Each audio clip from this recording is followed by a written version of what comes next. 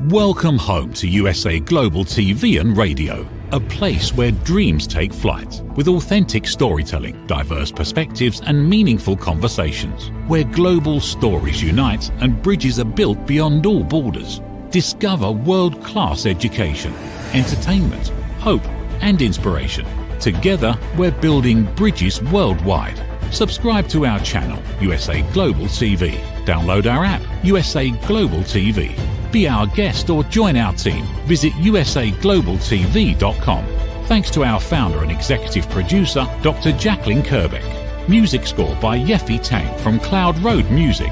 Voiceover artist Mike Porter. Creative direction by Paul Garcia. USA Global TV and Radio. Your home for global connection. All rights reserved. This video and its contents are the exclusive property of USA Global TV and Radio. Unauthorized use, duplication or redistribution in any form is strictly prohibited. USA Global TV and Radio proudly presents The Corner Bookstore, hosted by Red O'Loughlin.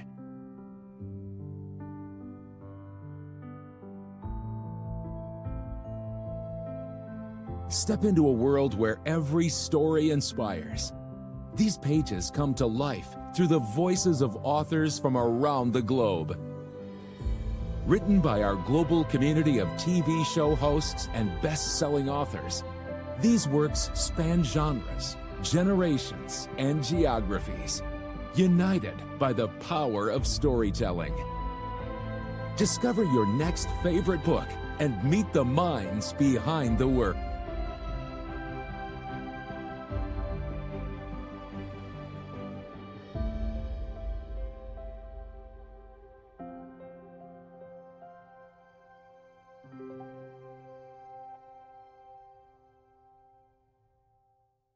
Thursdays, only on USA Global TV and Radio.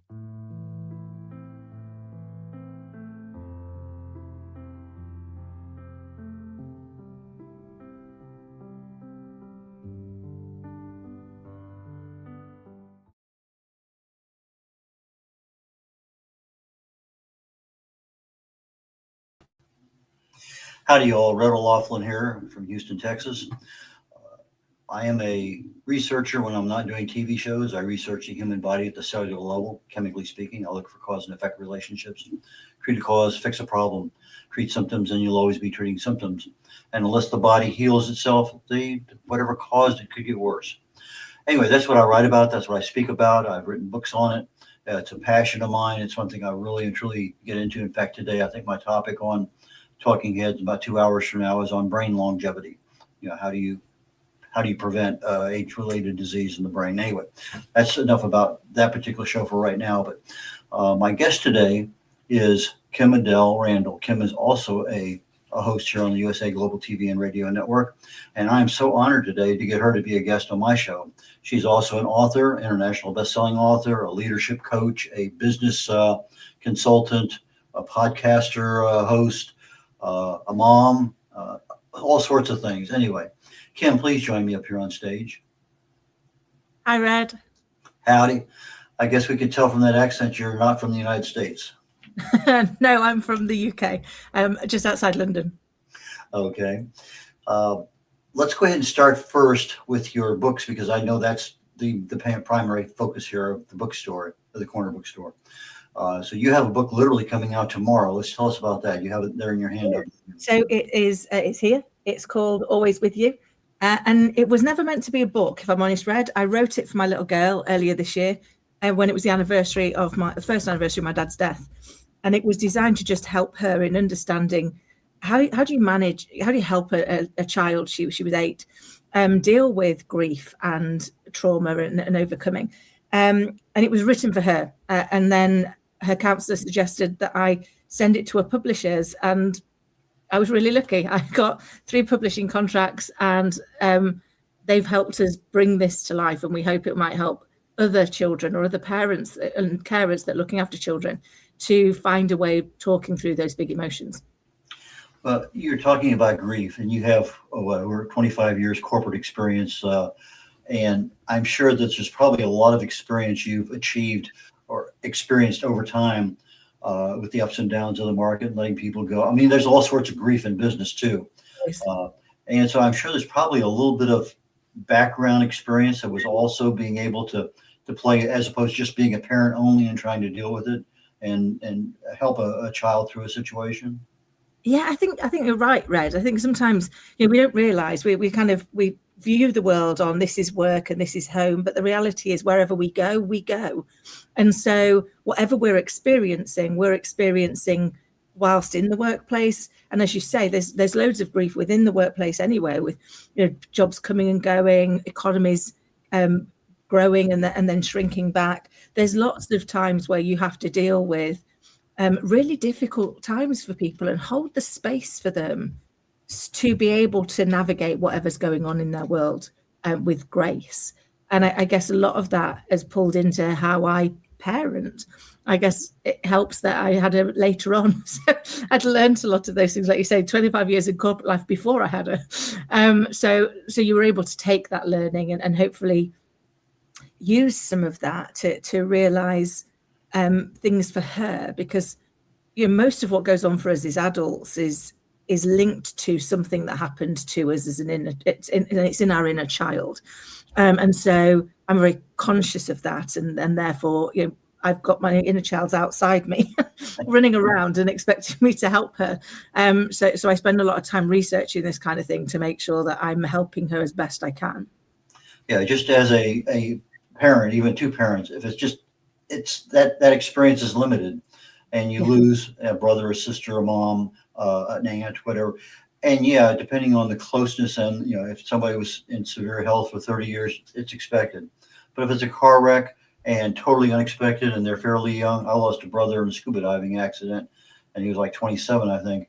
And it's just those things happen, and each one builds a little bit of experience in us.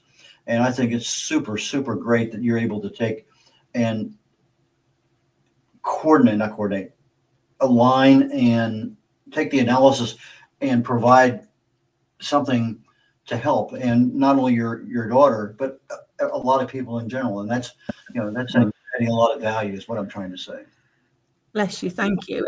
And that's our hope. And I've been so lucky, Red. Everyone that's read it has given such lovely feedback, and I've had adults saying this is the book they wish they had now, let alone when they were a child, which has been just so heartwarming, because all we want to do is help, and if we can help one child or one carer or one parent feel less alone when they're already going through grief themselves, then it's worth putting it out there. Yeah. Okay, you've written a number of books. This particular book here, let's finish up on the children's book first. Okay, that's coming out tomorrow. I noticed on Amazon December 5th. So I know that one's there, and people can buy that literally right now today, and it will be available to the public tomorrow. So that one is coming up there. How long since your other books are all business related, how long did it actually take you to write the children's book? 2 days. Oh, you're kidding me. Yeah. Well, I say 2 days, and to be fair to it, in it there's a song or poem that I read to her every night. I actually wrote that poem for her christening when she was 9 months old, and Scarlett's just turned 9 last week. So I guess you could say some of the concept has been in my head for almost 9 years, but the actual process of writing her the story, literally I did it over 2 days. It just kind of came to me, and because I wasn't expecting it to go to anybody else, I guess I didn't overthink it. I just let flow what I wanted to say to her and what I wanted to share with her, and that's why I never expected it to go anywhere. It was only ever supposed to go to Scarlett, but she likes tangible things, and so I printed her out a copy. It was just a little PDF, and we'd done the original illustrations using AI, and obviously they've now been professionally done by the publisher. But so I printed it out, and she had this little booklet, and she took it into school with her on the day, just so she'd got some comfort. And it was then that people read it because she'd got it with her, and they were like, "You really need to get this published. This would help so many people." And they'd like to use it with their clients because it's a gentle way of helping them navigate what's going on. And I guess for me, the purpose of the story is to remind us that love never actually leaves. it just changes shape and stays with us always. And if we can help children understand that, then hopefully we put them in a much safer, more resilient space to be able to navigate the ups and downs that life is going to give us. One of the areas that's always a big challenge, I publish books for people too, and I've been going through one here lately. It's just almost a hair-pulling event trying to get something done, especially when somebody's halfway around the world doing the book design. But hold your book up and show us the cover and tell us about how the cover got created. So that is my little girl, Scarlett. That's our dog, Pudding, who you'll probably see at some point, Red, because he tends to wander in, unfortunately, on shows. And that is her favourite teddy, Lenny. So they pulled the illustrations together, having seen pictures of all three of them, and the rest of the concept was designed by the illustration team at Austin Macaulay, who are the publishers who were publishing it. But they did follow a lot of the themes of the AI pictures that I'd originally generated when I created it just for Scarlett. But couldn't be prouder of the book. And what I love and what Scarlett loves is this is really Scarlett's story, not mine. I just got the privilege of writing it down. Okay. Editing and marketing and all that, you probably had that down pat by the time you wrote this book. Anything unusual about editing and marketing social media on a children's book versus a business book? Yeah, so for me, Red, if I'm honest, this is the first time I haven't that I've gone with an actual publisher. And so it was a whole new experience for me. And they couldn't have been nicer. They were so helpful and so friendly, and they involved you in every part of it. But that has been that's been interesting and different. And I guess for me, some of the knowing where to go to outreach, and also how does that fit in? You're known for writing leadership books, and all of a sudden, out of left field, you write a children's book. And how do you ensure that doesn't look confusing? Particularly, I guess one of the things I've struggled with is the social media element of that, because this isn't designed to be a business, it's just designed to help. But I do run a business that's all about leadership and exec coaching, and so there's been a real fine balance with promoting it and not confusing my normal followers, I guess.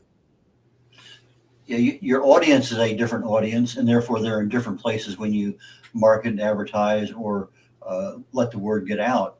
And like you're doing here today, this is a different audience. And if you were on another show, it'd be, again, you have followers on different shows. So I congratulate you on such a valuable book, and for the fact that you turned it around, got it out, and you got the credibility of other people reading it. So you got to get this thing published now. That to me, I think, is a major deal. You also have another book coming out. You've written several. In fact, I was looking at the dates. You've been super busy here in the last 3 years writing books. You could say I've become a bit of a prolific writer, unintentionally, Red. But I have got another book which I've been writing for about 2 years, and then I had to have a word with myself when I kind of wrote Scarlett's book and managed to get a publishing contract in under a month. I was like, what are you doing with the one you've been doing for 2 years? I've done loads of interviews, met some amazing people. And so I challenged myself to finish it. So I did finish it at the end of July. And the same publisher that picked up the children's book asked for first refusal on work. So sent it to them, and they've been delighted to publish that as well. And that actually comes out in a month. So it comes out on the 30th of January. So I'm ending the year in a real high. It's like 2 book launches in 2 months. What a way to end the year and start the year. Well, that's unusual, especially since it's 2 different genres of categories there. Obviously, your business books, you're drawing on your own experience. Okay, you said you used AI for character development, not necessarily for content creation or anything. Right. But yeah, it was. My camera is off. Let me see what I need to do here real quickly and get that thing turned back on. Hang on. Visual. Why is it not working? Camera.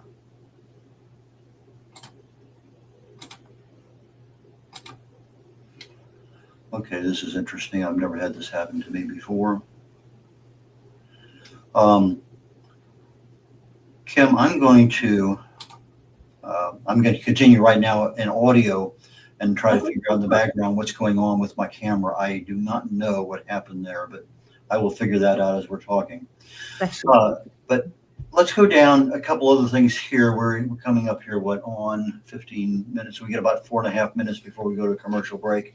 I think during the commercial break, I'm probably going to reboot everything here on my end. And so we'll just stay in this, black and white mode and the color mode and continue on. Okay.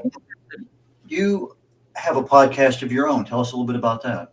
I do. So I have a podcast called Authentic Achievements.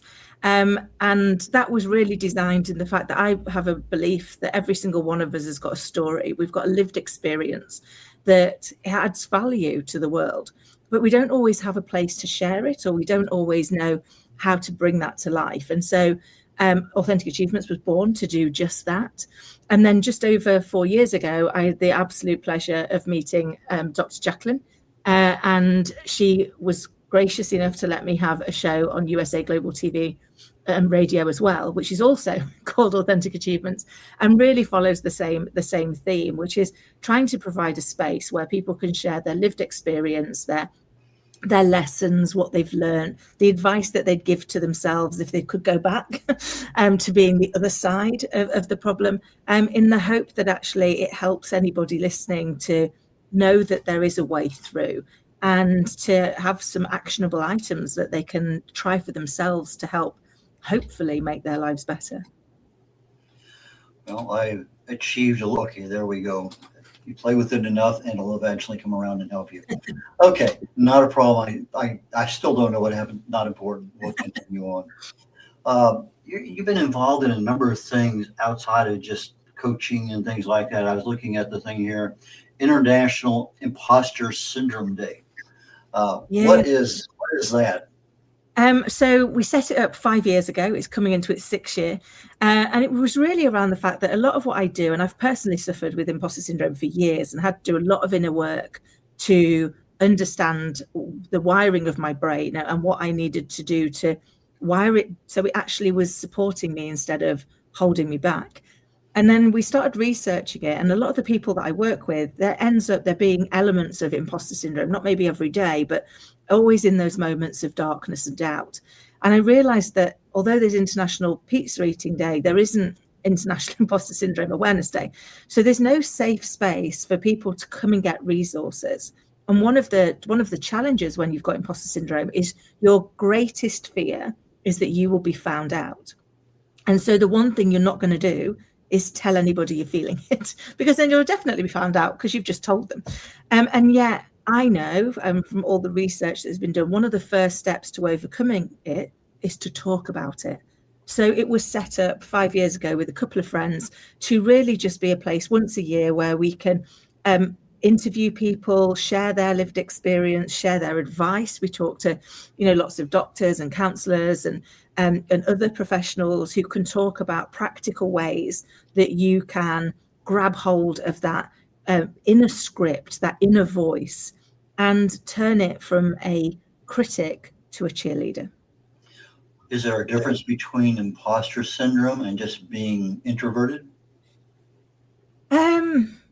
I think there can be, because you get lots of extroverted people who are facing that imposter. And for me, I personally think that the term is outdated. I mean, the term came around in 1978 when it was identified by Pauline Clance and forgive me, somebody Innes. I can't remember their first name. It's gone from my head.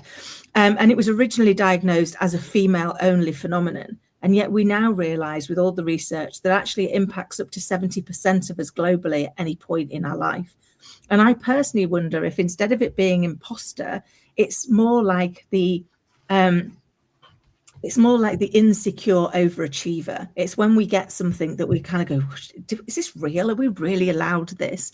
That we start to doubt ourselves. And there's been really famous people that have opened up about suffering from it. And in fact, Einstein was known to suffer from it. He had a quote which said something along the likes of, "The esteem within which my works are held leave me feeling like an unlikely swindler." So even somebody recognized as a global genius doubted themselves. We're getting ready to go to break here in just a few seconds. I'd like to come back and talk a little bit about Mary's Meals before we get back into your book. So that's the direction I want to go in when we come back. So stand by. We'll be back here in just about a minute or so. Every woman carries a story of strength, of purpose, of light. Through her courage, the world is transformed. Through her grace, generations are inspired. This is Iconic Women. Within every woman lives a goddess, a celebration of brilliance, beauty, and empowerment. Join us every Wednesday at 11 a.m. New York, 4 p.m. London time. Only here on USA, Global TVR, and radio. Featuring the iconic Dr. Jacalyn Kerbeck, honoring voices that shine across the world. Subscribe to our YouTube channels, USA Global TV and Dr. Jacalyn Kerbeck, to watch and engage with all our content. World-class education, entertainment, hope, and inspiration. In a noisy world, true connection begins with listening. Elevated listening transforms every conversation in just 5 simple steps. Pause and breathe. Set your intention. Listen with curiosity. Reflect back. Agree on one next step. Join the Listening Mentor on Let's Finally Talk with Dr. Jacalyn Kerbeck, the Listening Mentor, where we help you find inner peace, one conversation at a time. Streaming every day, Let's Finally Talk TV show with Dr. Jacalyn Kerbeck, only here on USA, Global TV and radio. Subscribe to our YouTube channels to watch and engage with all our content.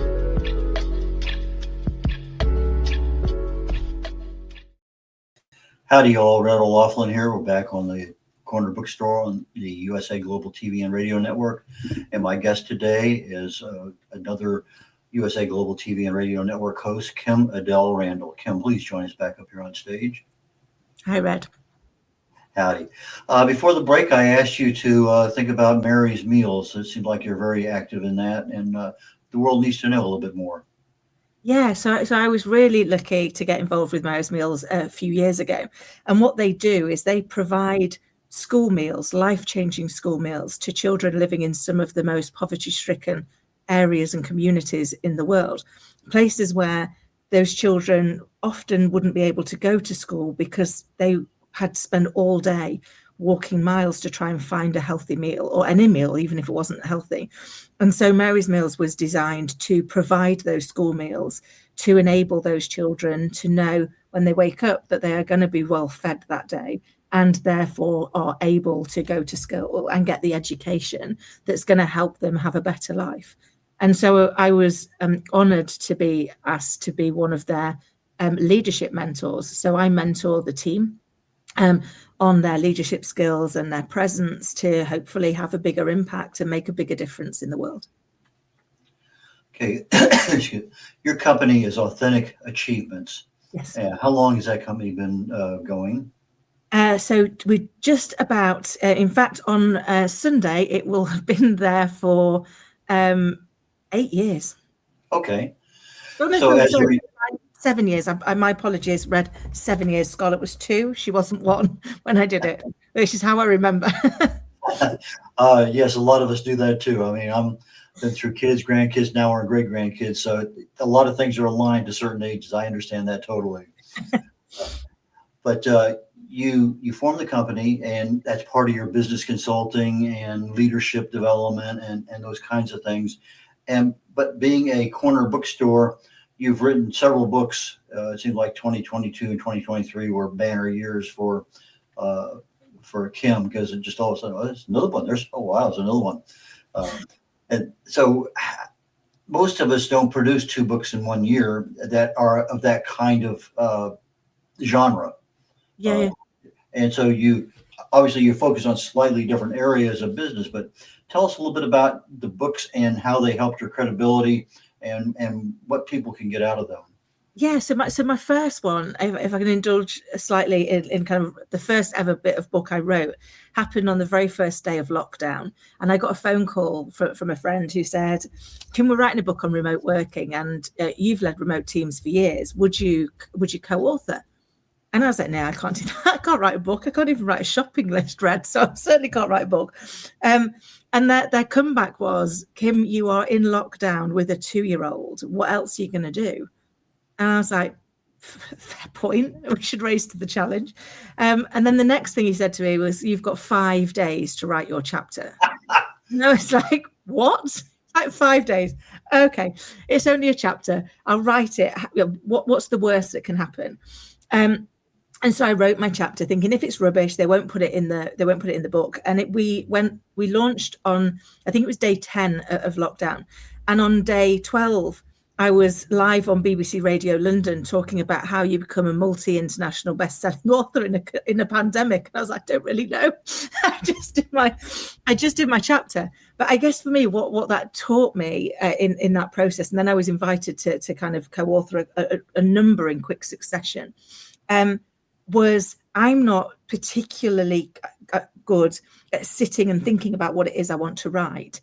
But if I ask myself a question, then I can answer that based on the knowledge that I've got. So for me personally, how I've written my books is to use the voice memo in my phone. And while I'm out walking the dog, which I do lots of times, whatever comes into my head, I'll just talk into the voice notes. And that gives me all the raw material. And I found that that's helped me write a lot faster because I didn't have to sit there and overthink the structure. What I did was kind of just get out of me everything that I wanted to say about the topic. And then I spend a long time doing the edit, like turning all of that into something that makes semblance of hopefully a good book that's going to help people. Okay, so you're out walking, pudding, and a thought comes and you yak into the phone. You get to your home. Do you listen to the audio, or do you have a transcription that gives you a text of that? I'll be honest, I get it transcribed because I cannot bear to hear my own voice. so I say it, and I say it once, and then I'll come back and I get that transcribed, and then obviously go through it and check the bits where I don't speak as well as perhaps I should speak. So occasional words don't pick up. I'm dreadful. I don't say the word because, much to my mum's disgust. So that clearly comes up every time as cuz, and I have to go through and amend all of those. But they're the kind of little bits, because the main flow, what you've wanted to get out there, I find it so much easier to do it that way, because when I've got to sit and think, I overthink. I don't know if it's something everybody does, but I overthink and I agonize over what that first line's going to look like. And that can, I can procrastinate for days because I can't get that first line. And I realized that was holding me back. So now I don't worry about whether or not what I'm about to say is at the start of the book, the middle of the book, or the end of the book. I just go, this idea has come to me today. And here's the previous experience that I've got that I think matches the question, and therefore here's how I would answer it if somebody were asking me face to face. Your book is primarily set up for most industries, most countries, or is it more of a British UK focus? No, it's focused across all industries and countries. I've worked in lots of industries. I've worked in lots of countries. And for me, one of the things that kind of remains true is everything really is a people problem. If we get really good at people, we get really good at life. And yet they're the skills that we're not taught, or as I often will say, we badge them as the soft skills. And yet, my answer to that is always, if they're really so soft, why do people find them so hard? Because people aren't particularly good at the people skills, or that really listening to understand the other person's perspective and seeing therefore how we can help them, how we can add value. And it kind of comes back to the lessons that I learned of leadership. The greatest lesson was when I was a hairdresser, and they taught me that what you needed to do was listen to really understand what the other person was trying to achieve, to help them to achieve it, and then to have them leave you feeling a sense of increase, feeling better as a result of the interaction. And for me, that's leadership. If we do that for our colleagues, if we do that for our clients, if we do that for our business partners, our board members, even our regulators, then the world suddenly becomes a much easier place to navigate. And I've managed to do that because my experience was financial services initially, but I've subsequently worked in pharmaceuticals, in medical, in manufacturing, in IT. And it's the same thing in all of those. When it boils down to it, what we've really got is a problem in being able to effectively communicate with people. Well, yeah, it's interesting, Kim, because some businesses, I was in the military, you don't have a choice of who works under you, with you, above you. And sometimes 2 years from now, they're going, so it's a constant turnover. I hear pudding, I think. Sorry. Not a problem. Welcome to pudding, just part of the show. Anyway, but other times I'm hiring engineers, I'm hiring managers. And to me, the absolute biggest problem, as you said, is people problems. And so if I can, take a look at the resume, okay, they're technically competent to do it, but I'm more concerned about, if they're a supervisor, how do they handle certain kinds of situations, particularly people problems? If they're an engineer, are they going to fit into my group socially so I don't have to sit there and because those, I can handle the technical problems to some level, depending on a number of other things going on. But people problems are there every day, and sometimes you take them home with you at night, and that's not good. And when you start thinking about them when you're trying to go to sleep, that's even worse. And so there's just a lot of issues there. And if there's any one thing to me that makes a really good manager is that you're the insulator between the people above you and your group, but you keep your group happy. Yeah, it's so true, Red, and it is the thing that we don't teach, and we don't we don't help people understand how do you create emotional and psychological safety for your people so that we can actually get through the challenges. We had a guest on my show earlier today, and he was talking about that the need to have what's unsaid said, because the unsaid is the thing that is going to cause the conflict or the friction that sits underneath it. And for me, my number two, actually, my top two things that I think are really important in leaders, which is what's in the in the next book, is curiosity and presence. And that's because as leaders, we've been sold a dud for years in the fact that we've been told we have to know all the answers, and we can't be seen to not know the answers because then we're not the leader. People will question us. But actually what we need to know is the right questions to ask so that we can get the knowledge and the experience from the people in the team. That's why we've got them. If not, we'd be doing it all on our own. And so it's about using that curiosity intentionally to be able to see more of what's going on. And the second one is being truly present. We're in an ever-evolving world that is so fast-paced that I invite the listeners to ask themselves, when were you truly present last?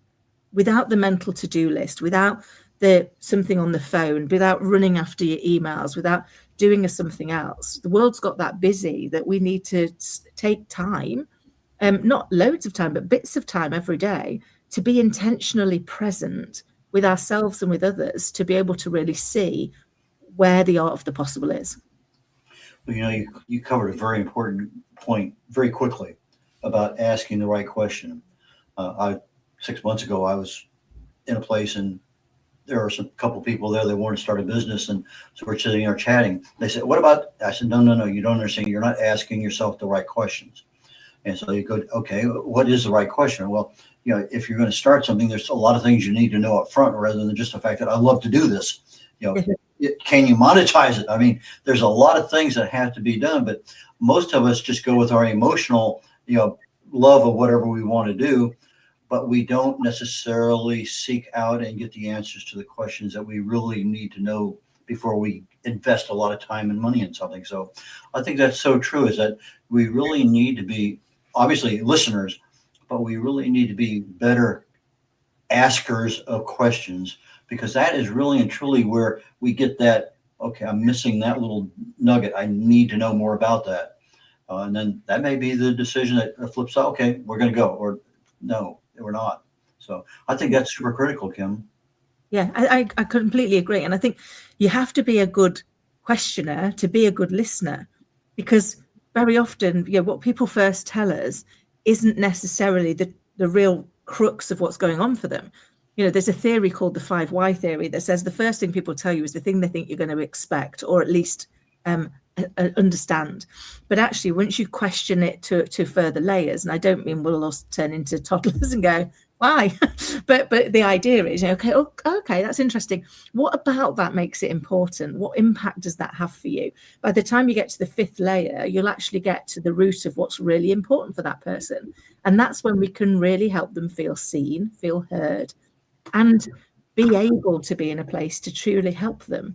And for me, that really is proper listening. I work for a company, and the process they use is called Taproot. They went down 7 levels of why. Yeah. And that was, you had a failure. Well, why did it fail? Okay. And then there was 5 or 6 or 7 different categories. Okay. With the training and this and that, whatever it may happen to be. And that's what I use based on things that have happened is, well, why does this occur in the human body?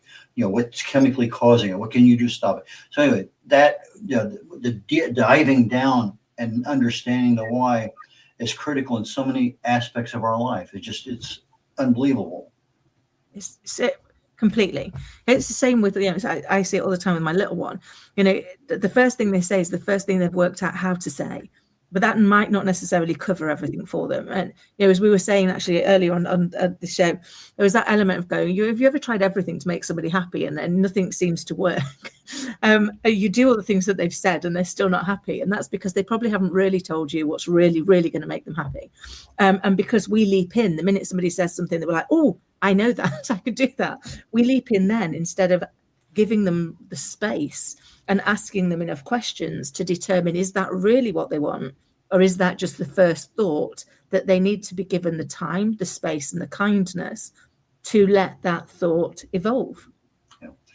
Well, based on our conversation, you had a wealth of information on various aspects of business and leaders and other things there. So I am sure your book coming out is going to be another international bestseller, no doubt in my mind. I certainly hope so. And I would love to have you back on the show again when that happens. So it's an opportunity to do that. So anyway, Kim, how do people buy your books? How do they get in touch with you if they need you as a keynote speaker or something like that? Yeah. So the Always With You book is currently available for pre-order, and from tomorrow from actual order, on Amazon, both UK and America. It's available in Waterstones, and it's available at Barnes and Noble. The same will be true of The Curious Leader when that comes out on the 30th of January. And you can find me at www.AuthenticAchievements.com, and just reach out. You can also find me on most social media, either as Kim Adele Randall or Kim Adele 10. And I love to hear people's stories. And, if you've got a story that you'd really like to share, a lived experience that you think is going to help, then please do get in touch. Equally, if you're a business that is looking for inspiration for your leadership team, or an exec that would like a trusted advisor that's operated themselves at board level in a big organization, then reach out. I know how it feels to be where you are, and I can help. Okay, for our audio audience, Authentic Achievements, Authentic, AUTHENTIC, Achievements, ACHIEVEMENT, just exactly the way it is, no spaces, nothing else, AuthenticAchievements.com. And Kim is ready to help. Kim, thank you so very, very much for your time today. I wish you the best on your children's book that's being offered to the public tomorrow, and have fun with that, because I know you will. And on your business book here, literally in about less than 60 days, that'll be out in the market too. So congratulations on 2 books in 2 months. Bless you. Thank you, Red. And thank you for allowing me to come and spend time with you and with your audience. I appreciate it. Well, take care, Kim. We'll catch you later on. We're concluding this week's The Corner Bookstore. I do 3 shows back to back to back on Thursdays. The Corner Bookstore is my first one. The Wise Ones focuses more on entrepreneurship than it does on writing. But we have a lot of authors on that one. In fact, the entrepreneur coming up next also has a book. And I think a lot of entrepreneurs use their books to help establish credibility. It's an easy way of doing that. So if you're a speaker and you don't have a book, it might be something seriously to think about. My show coming up after The Wise Ones is called Talking Heads. And my topic today is brain longevity. Essentially, what is the science behind preventing dementia before it starts? What can we do? There are a lot of things out there, but you have to understand the process of how dementia begins, and it takes literally decades. But there's a lot of symptoms that have a lot of side effects, a lot of issues there that we can identify and say, hey, maybe I need to do something different. And so all I'm doing is planting some seeds and letting you take it from there. Randall Laughlin signing off on the Corner Bookstore on the USA Global TV and Radio Network. Take care, y'all. Bye now. Is it true? Is it kind? Is it necessary? In a world quick to judge, one book dares to reveal the hidden cost of silence. Discover Holy but Harmful, The Silent Sin of Judgment, How Hidden Judgments Destroy Relationships and Damage Lives by Dr. Jacalyn Kerbeck. The Amazon #1 bestseller that's transforming the way we understand ourselves and the way we see others. Pick up the companion workbook to uncover your own hidden judgments and learn how to break free from them. Available now on Amazon and at fine bookstores worldwide.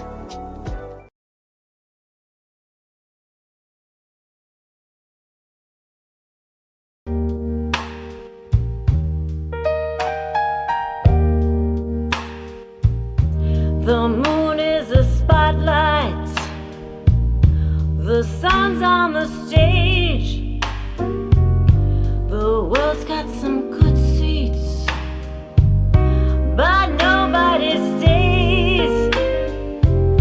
They get their opinions, I've got mine too.